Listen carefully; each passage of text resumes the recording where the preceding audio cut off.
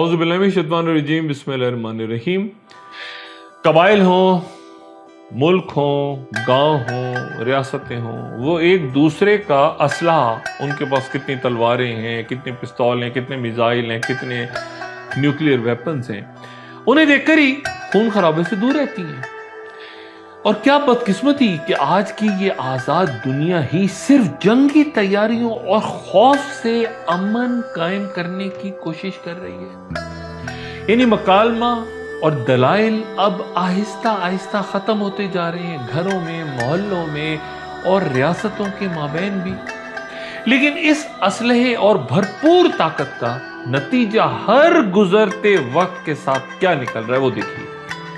ताकत खौफ पैदा करती है, अब खौफ ही खत्म हो रहा है, क्योंकि हर ताकतवर शख्स किसी भी अंदाज में, चाहे वो ताकत रखता हो इल्म की ताकत, दौलत की, इक्तिदार की, उसके ऊपर एक और ताकत मुसलसल गैर महसूस अंदाज में वो अपना काम कर रही है। बड़ी ताकत जिसे हम भूल जाते हैं। हर अरूज को जवाल, हर ताकतवर के लिए कमजोरी और हर खौफ ज़दा करने वाला शख्स या हुक्मरान वो जिंदगी में या तारीख के एक मरहले पे आपको खुद खौफ का शिकार होता नजर आता है, क्योंकि सांस का जो कुल्हाड़ा है वो वक्त और जिंदगी के दरख्त को हर लम्हा काटता जाता है। ताकत गरूर पैदा करती है और खौफ नफरत, और ये दोनों चीजें एक हद से बढ़ जाएं तो फिर बगावत, और बगावत फिर ताकत को खत्म करती है। तारीख ये बताती है। तो फिर असल ताकत क्या है? असल ताकत शायद सिर्फ दिलों पे हुकूमत है। मोहब्बत करने वालों का एहतराम कुछ और ही हुआ करता है। एहसान करने वालों की इज्जत में कोई खौफ नहीं होता। इस ताकत से कब्रें भी मुनव्वर रहती हैं। कश्मीर को मोहब्बत और इज्जत नहीं दी गई, सिर्फ खौफ दिया गया। ताकत से उन्हें एहतराम से दूर रखा गया, तभी वहां आज धुआं उठ रहा है, खून बह रहा है। ताकत का ज्यादा इस्तेमाल, मैंने पहले बात की, खौफ को खत्म और अतात को बगावत में बदलता है, और यही कुदरत का असूल है। और नतीजा क्या निकला कि तमाम खित्ता एक आतिश फिशा के दाने पे खड़ा ये सोच रहा है कि क्या कोई पूरी तहजीब ही तो नहीं इस इलाके में अपना दौर पूरा कर चुकी। इंतहा पसंद पूछ रहे हैं कि ये कमजोर लोग सामने, हमारे पास तो असलाह तलवारें हैं, ये कमजोर आखिर सांस क्यों ले रहे हैं, जिंदा क्यों हैं? हजरत मूसा अलैहिस्सलाम ने अल्लाह ताला से पूछा कि ए रब्बुल आलमीन, आपने छिपकली क्यों पैदा की? तो अल्लाह ताला ने जवाब दिया कि ए मूसा, अभी छिपकली भी पूछ रही थी कि ए मेरे रब, तूने आखिर मूसा को क्यों पैदा किया? अल्लाह हम पे रहम फरमाए।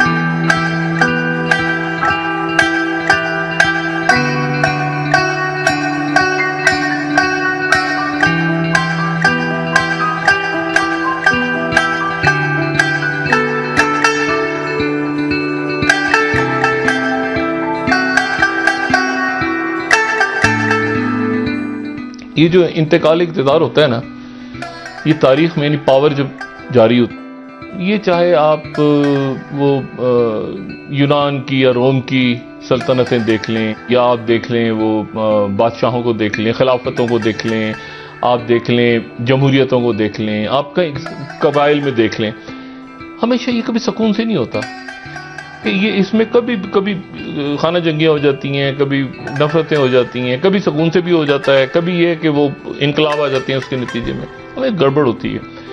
तो इस बार जो है वो अमेरिका उसकी जद में आ गया। तो ये तो तय है ना बात कि वहाँ पर वो जो पूरा निज़ाम था, जो दुनिया को बता रहे थे कि जी जमहूरियत ऐसे होनी चाहिए और ऐसे होनी चाहिए और इस तरह से होना चाहिए और इस तरह से होना चाहिए, वो तो ख़त्म हो गया। और اس کی بنیاد یہ ہوتی ہے کہ ہارنے والا جو ہوتا ہے وہ کہتا ہے کہ ٹھیک ہے میں تو امریکہ کے اندر ایکسیپٹ کیا میں نے اور میں نے ٹرانزیشن ہوئی اور پاور آپ کو دے دی اور خدا حافظ ہو کے چلے گئے وہ. لیکن بات یہ ہے کہ وہ جو ہے وہ کہہ رہے ہیں کہ اسٹیبلشمنٹ جو ہے مجھے اسٹیبلشمنٹ نے ہرایا اور اسٹیبلشمنٹ لوگوں کو پتہ بھی نہیں تھا امریکہ میں کہ اسٹیبلشمنٹ چیز بھی ہوتی ہے. ان لوگوں کو پہلی دفعہ پتہ چلا کوئی چیز ہوتی ہے میرا اسٹیبلشمنٹ. اچھا اب بات یہ ہے کہ اب اس میں یہ ڈسکشن ہو رہا ہے اس وقت پوری دنیا میں کہ کون کیا کرے گا. یعنی ایک تو یہ ہے کہ ٹرمپ جانے سے پہلے کیا کرے گا.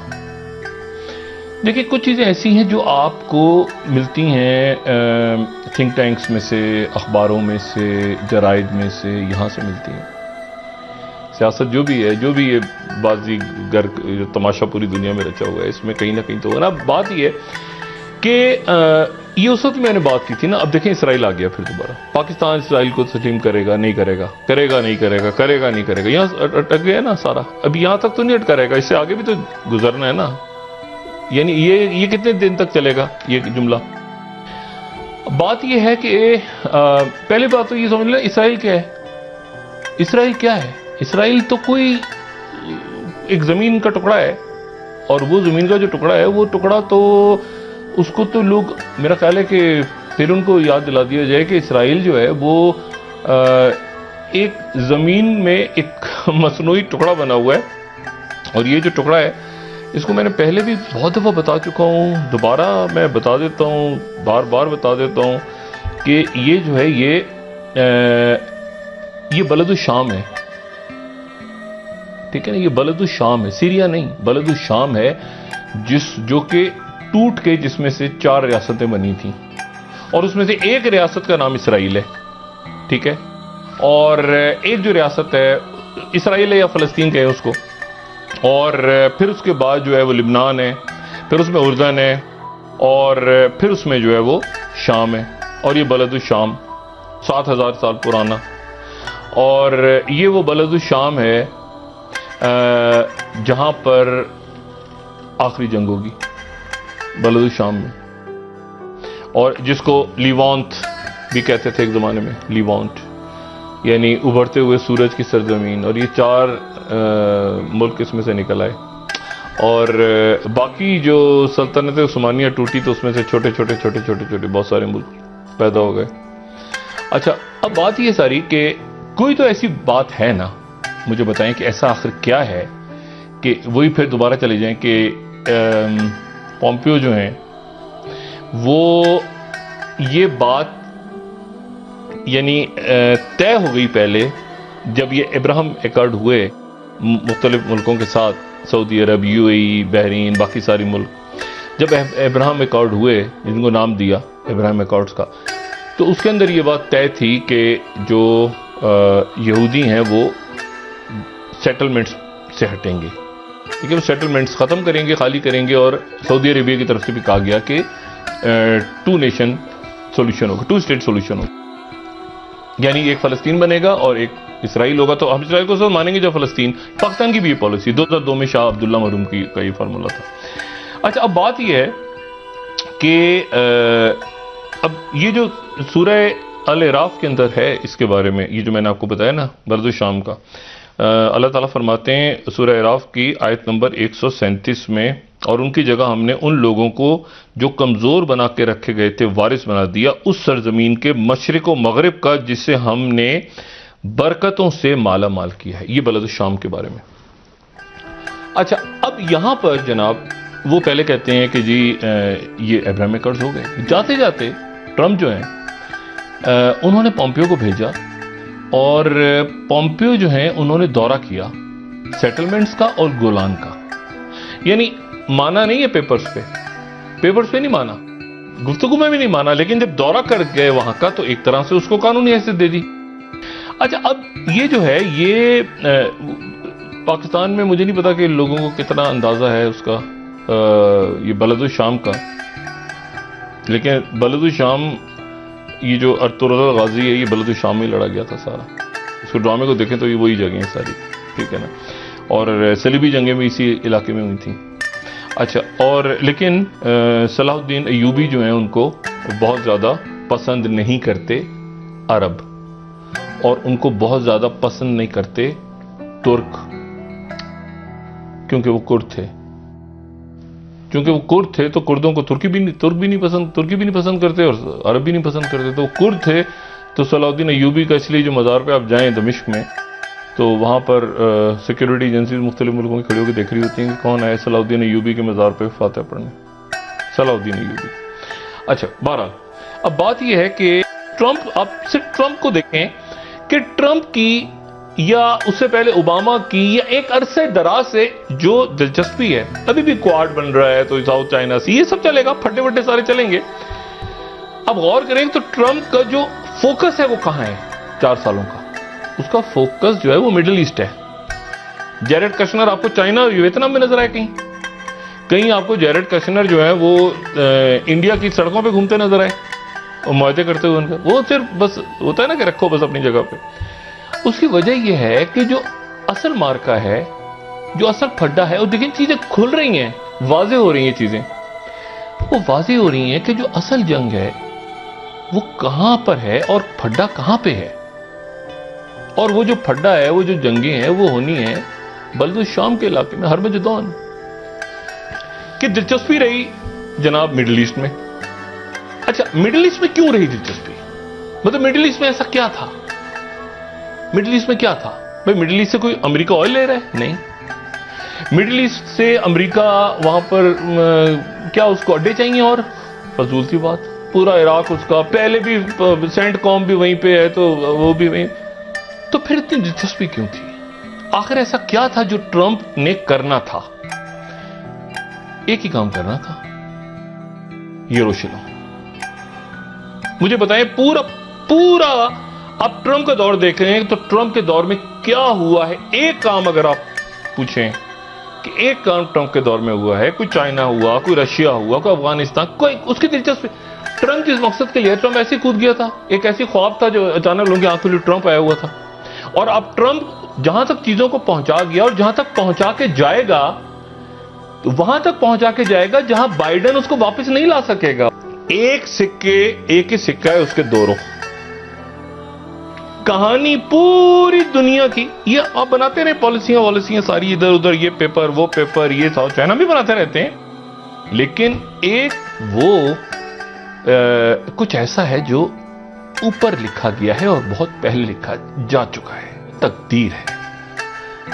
فرات کے کنارے ایک سونے کا پہاڑ، آپ ترتیب سے دیکھیں، اس کے بعد اس پہ لڑنے والوں میں سے 100 میں سے 99 مارے جائیں گے. پھر جزیرہ نما عرب اس وقت تک خراب نہیں ہوگا جب تک مصر خراب نہ ہو جائے. اچھا اب اخوان والے کہتے ہیں، کیونکہ وہاں حدیث میں یہ بھی ہے کہ مصر سے جھنڈے برآمد ہو تو وہ پیلے جھنڈے کہتے ہیں، جب پیلے جھنڈے برآمد ہو تو وہ کہتے ہیں کہ وہ اخوان کے تھے. بہرحال تو شام کے لوگوں کو زیر زمین پناہ لینی چاہیے. اچھا یہ حدیث میں ہے، ان کو چاہیے کہ شام کے لوگ اب زیر زمین کیوں کہا ہے؟ اب آپ سوچتے رہے، اس میں سوچتے رہے، آخر میں پتہ چلے گا کہ چونکہ اوپر سے ایریل بومنگ ہو رہی ہے نا تو لوگ تو پھر بنکرز میں، تو اس وقت تو یہ کانسیپٹ نہیں تھا. لیکن حدیث زیر زمین پناہ گاہوں میں، زیر زمین پناہ گاہیں کیوں؟ غار بھی ہو سکتا تھا، گھر بھی ہو سکتا تھا، پہاڑ بھی ہو سکتا، نہیں زیر زمین پناہ گاہیں حدیث ہے. اچھا اور اس کے بعد جو ہے وہ پھر اس کے بعد بیت المقدس کی آباد ہو رہی ہے. بیت المقدس، مدینہ کی ویرانی، ٹھیک ہے، جہاز چل رہے ہیں، فلائٹس لینڈ ہو رہی ہیں، ایسے ہی ہو رہا ہے نا، ویزے کھل رہے ہیں، مدینہ کی ویرانی. اور پھر اس کے بعد جو ہے وہ ملمت الکبریٰ، ہرمگیڈن کا آغاز. اچھا لیکن ایسے نہیں کہ وہ مطلب وہ کس انداز میں کیسے نہیں، لیکن اس کو بھی ذہن میں رکھیں، مطلب اس پوری پکچر کو بھی ذہن میں رکھیں. میں نے آپ سے کہا اسرائیل کو اسرائیل نہ لیں آپ. پہلی تو بات اسرائیل تو بھی بنا ہے نا، اسرائیل کو تو اسرائیل نہیں ہے، یہ بلد الشام ہے. یہ ایک بڑا علاقہ ہے. دنیا بھر کے جو پناہ گزین آپ لوگ، برباد لوگ، چاہے وہ حلب کے ہوں، فلوجہ کے ہوں، وہ موصل کے ہوں، ہر جگہ کے برباد لوگ آپ کو دریائے فرات کے کنارے آپ کو. وہ دریائے فرات جو اوپر سے نکلتا ہے کویرا سے بہتا اس کے نیچے آ کے شط العرب میں جا کے. تو بات یہ ہے ساری کہ یہ بیروت سے لے کے ایران تک، یہاں تک یہ پورا کا پورا جو ہے یہ بلد الشام. اچھا اب اس بلد الشام میں آپ دیکھیں کہ جو مرکز تھا اچانک تباہ ہو گیا بیروت.